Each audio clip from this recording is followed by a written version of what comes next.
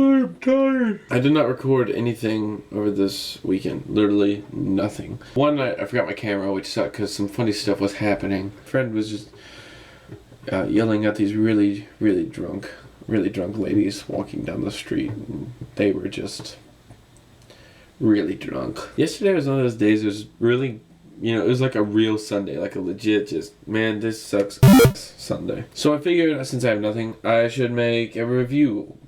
Why not? Last video, not a lot of people gave ideas on what to review, so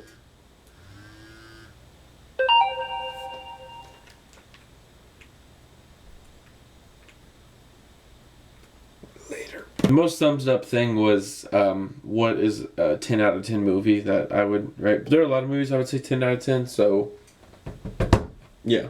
So I decided to do my own, and I just watched the movie Hanna for the first time. So I figured, bam, perfect. Is this blurry? Is this blurry? Please don't be blurry. Okay, it's not blurry. It wasn't blurry. It probably is now. Great. For those of you who don't know, Hanna is a movie about a 16-year-old girl who is living with her father, and they are living out in the wild, just away from civilization. He trains her rigorously. She knows multiple languages. She knows how to kick complete ass. You're going crazy right now, aren't you? And she knows how to survive. So at the beginning and the middle, you see a lot of flashbacks. You gotta stop. So at the beginning and the middle, there is a lot of flashbacks, so it's kind of hinting at a past, something that happened before, and you don't really know. But what she does know, and that what you kind of quickly learn, is that there are people out there who want her and her dad dead. She doesn't necessarily really know why, but she knows they do. After about 20 minutes or so into the movie, the dad realizes it's time to let her go. It won't be done easily. They split up, and they're supposed to meet after she kills this person that's out looking for them. And through there, it's just a really long, awesome chase scene, to be honest. The thing I love about the movie Hanna so much is it's really done well from the perspective of like a 16-year-old girl. The thing that's really crazy about it is that she doesn't understand that normal limitations on a 16-year-old girl. You find out early on that she's actually never met a girl before. It's shown pretty well that she has no social experiences whatsoever, and she doesn't know how to really communicate normally with people. That was done extremely well. There was just this like tiny line that she was straddling the whole time of being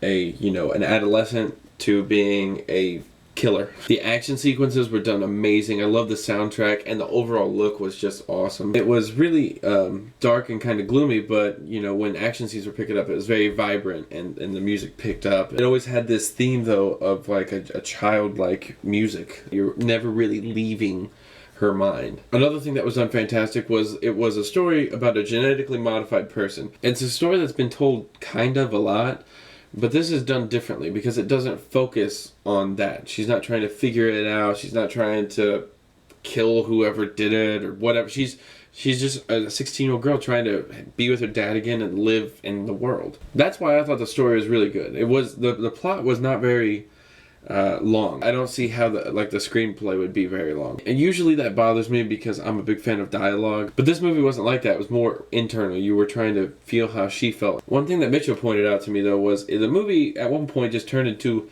a chase scene, and that's what it was the entire time. Sometimes you kind of want a break. It's up to the storyteller and the director. Do you really want there to be a break? Is there a break in her story? Like I said, the fight scenes were great, but sometimes it's not extremely believable of a skinny 16-year-old girl. I mean, she's tiny.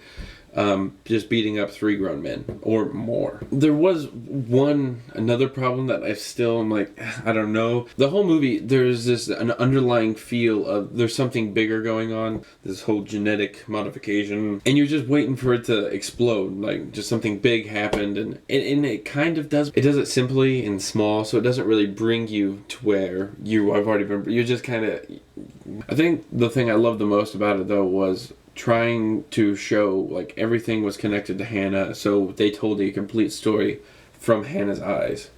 You didn't really see You saw what was going on, but you didn't know why, and you really didn't care, and I don't think you were supposed to. Oh my god, that's annoying. It makes the same sound when it focuses. I just recorded like 5 more minutes. I think the acting is pretty good. Eric Bana does okay. I mean, he plays a dad, and I think it wasn't that hard for him to do anything. They didn't really steal the screen. The guy who played Isaac's Tom Hollander. I usually like him, but I don't know. He seemed just kind of annoying. I don't mean that's his character is to be annoying. Like, he was just like annoying. Cate Blanchett did extremely well though. She was playing like a cold, ruthless killer hunter lady, but at the same time she let her emotion through, and she kind of showed you what it would be like to be her. You're supposed to hate her, but you understand like it could be tough. The most important thing you could say about Hanna is, even though the plot and the story is short and simple and small, it really incorporates a whole lot.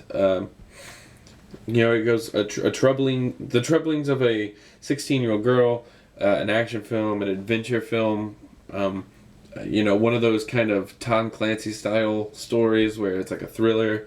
I really can't say enough about the choreography and the fight scenes. They were just amazing. They looked good. The sound mixing was great. At times, like I said, it was a little too tense. You're hoping for maybe a down moment, but it never came. And the ending, it was good. The ending was fine. It's just, it